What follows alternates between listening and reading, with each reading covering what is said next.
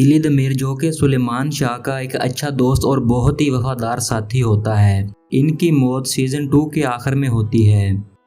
दरअसल अर्तुगरुल के भाई संगुतुर्गीन और दिलीद मीर का मुकाबला नोयान के सबसे वफादार सिपाही और एलची तुंगत से होता है।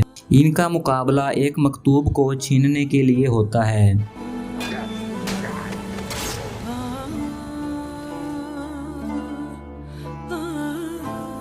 इस लड़ाई के दौरान तुंगत के हाथों दिलीद मीर की मौत हो जाती है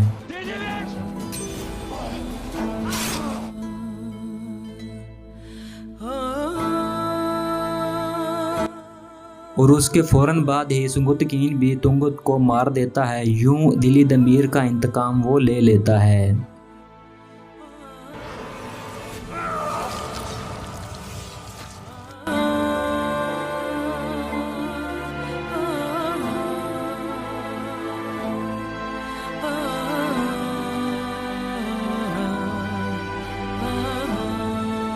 उसके बाद दिलीद मीर की लाश को वो कबीले लेकर आता है तो कबीले में कोहराम मच जाता है।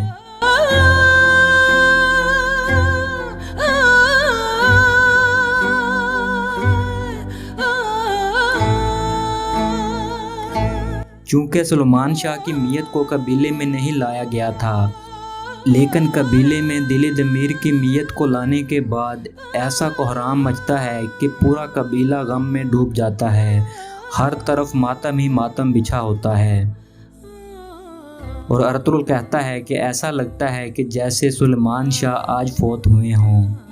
गुंदोदो, हलीमा सुल्तान, तुर्गत सभी का रो रो कर बहुत बुरा हाल होता है और पूरा कबीला ही गम से नढाल हो जाता है।